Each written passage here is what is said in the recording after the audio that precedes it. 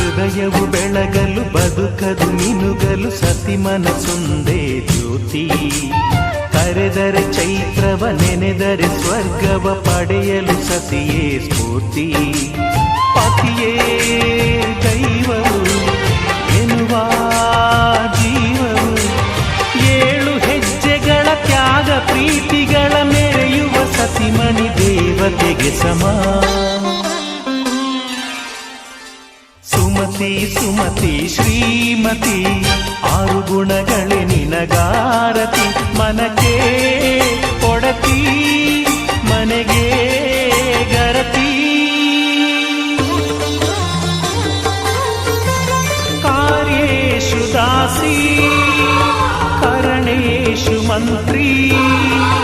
ಭೋಜ್ಯೇಷು Mata ರೂಪೇಷು Lakshmi.